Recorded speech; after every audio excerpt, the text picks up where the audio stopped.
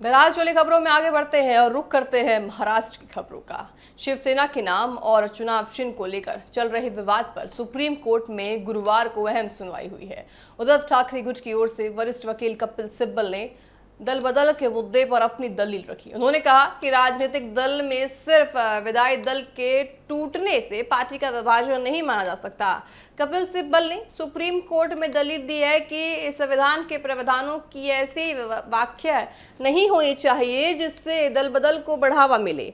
उनका कहना था कि दल बदल विरोधी कानून का उद्देश्य राजनीतिक दलों में होने वाले इस तरह के बदलाव को रोकना है, इसलिए कानून की व्याख्या भी उसी भावना के अनुरूप होनी चाहिए। शिवसेना में विभाजन के बाद पार्टी के नाम और चुनाव चिन्ह को लेकर उद्धव ठाकरे और एकनाथ शिंदे गुट के बीच लंबे समय से विवाद चल रहा है।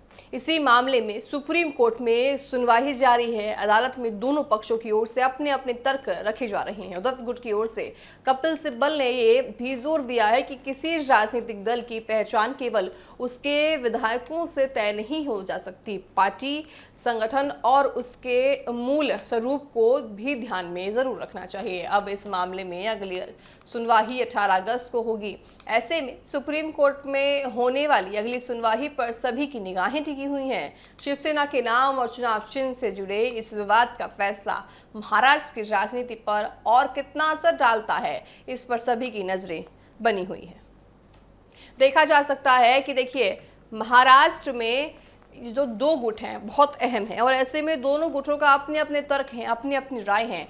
तो अपने अपने तर्क रखती हुई सुप्रीम कोर्ट में दोनों गुट नजर आएंगे। शिवसेना विवाद पर सुप्रीम कोर्ट में अहम सुनवाई जब होगी तो देखा जाएगा कि आखिर सुप्रीम कोर्ट क्या तर्क देते हैं और सुप्रीम कोर्ट आखिर क्या फैसला लेता है। शिवसेना में देखिए, जो चिन्ह का यानी कि चुनाव चिन्ह का जो मुद्दा और प्रमुखता से उठाया जा रहा है, देखा जाएगा कि आखिर सुप्रीम कोर्ट किसके पक्ष में ज्यादा हुआ और किसके विरोध में जाता हुआ नजर आएगा। शिवसेना में देखिए, कई दिनों से, कई सालों से ये इनका चिन्ह का मुद्दा उठा हुआ है। ऐसे में देखा जाएगा कि आखिर महाराष्ट्र की राजनीति में ये मुद्दा जो दो पार्टियों के बीच है, दो गुटों के बीच है, आखिर ये दो गुटों के बीच का मुद्दा महाराष्ट्र में कितना ज्यादा असर दिखाता हुआ नजर आएगा।